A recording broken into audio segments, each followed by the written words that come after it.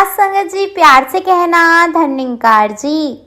आशा करती हूँ सतगुरु माता जी की कृपा से आप सभी अच्छे होंगे। और आज की वीडियो का टाइटल है कि खाली डब्बे में राम है।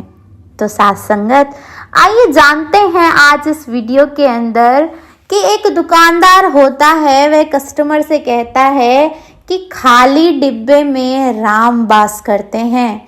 तो चलिए इस कहानी को शुरू से सुनते हैं। साथ संगत जी, स्टोरी का टाइटल है एक दुकान वाले ने संत को समझाया, जब तक मन में बुराइयां रहेंगी तब तक भगवान की कृपा नहीं मिलेगी।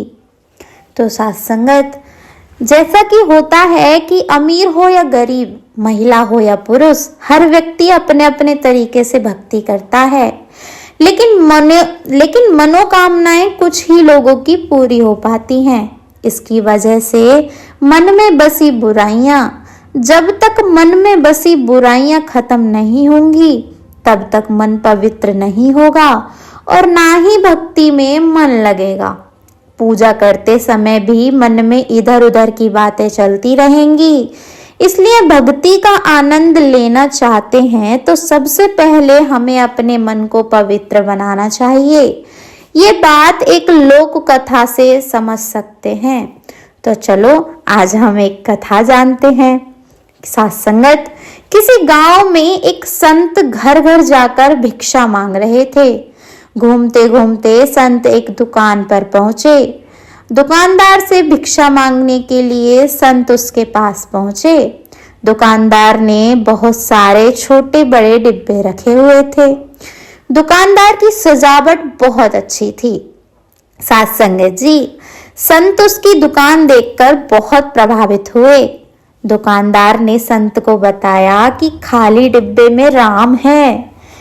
संत ने दुकानदार से पूछा कि भाई, तुमने इतने सारे डिब्बों में क्या क्या भर रखा है? साथ संगत, दुकानदार ने जवाब दिया कि घर के लिए जरूरी सभी चीजें हैं, किराने का सामान है, मसाले हैं और अन्य बहुत सी चीजें हैं।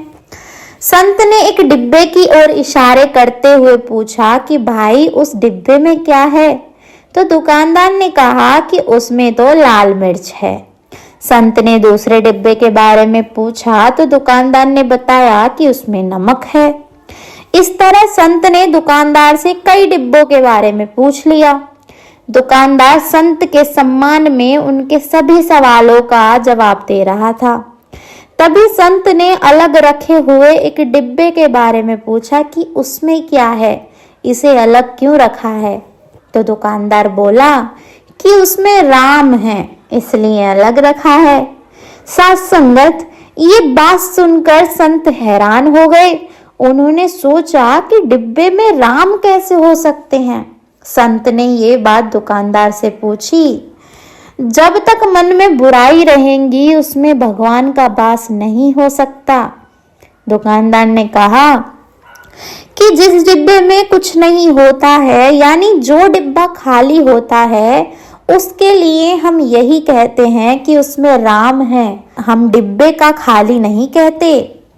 ये बात सुनते ही संत आश्चर्यचकित हो गए कि इस दुकान वाले ने कितनी बड़ी और गहरी बात कह दी है। जिस बात को समझने के लिए मैं इधर उधर भटक रहा हूँ, वह बात इतनी आसानी से इस व्यक्ति ने मुझे समझा दी। संत ने सोचा कि मैं तो भगवान की कृपा के लिए कब से भक्ति कर रहा हूँ, दर दर भटक रहा हूँ, लेकिन मैं ये बात नहीं समझ पा रहा था कि मुझे भगवान की कृपा क्यों नहीं मिल रही है। जब तक मेरे मन में बुराइयां हैं, मेरा मन फालतू बातों से भरा हुआ है, तब तक मुझे भगवान की कृपा नहीं मिल सकती। भक्ति का आनंद लेने के लिए सबसे पहले मुझे मेरे मन को खाली करना होगा, तभी उसमें भगवान आ सकेंगे। साथ संगत जी, इस कहानी का सार यही निकलता है कि अधिकतर लोगों के मन में गुस्सा, लालच, मोह, घमंड, दूसरों के लिए जलन और गलत विचार जैसी बुराइयां होती हैं।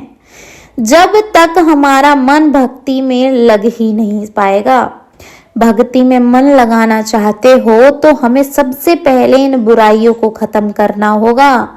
जब मन शांत और पवित्र हो जाएगा तो भक्ति में आनंद भी मिलेगा और भगवान की कृपा भी मिल जाएगी। साथ संगत, अगर आप ये नहीं समझे हो कि खाली डिब्बे में राम है, तो हमारे निरंकारी मिशन में इसको खुलकर बताया जाता है कि हम खाली डिब्बे में राम कैसे देख सकते हैं, परमात्मा की जानकारी कैसे हो सकती है, परमात्मा को हम देख कैसे सकते हैं, जिसको हमारे निरंकारी मिशन में ब्रह्म ज्ञान कहा जाता है। साथ संगत जी, आप ब्रह्म ज्ञान के थ्रू आप निरंकार को, परमात्मा को देख सकते हैं।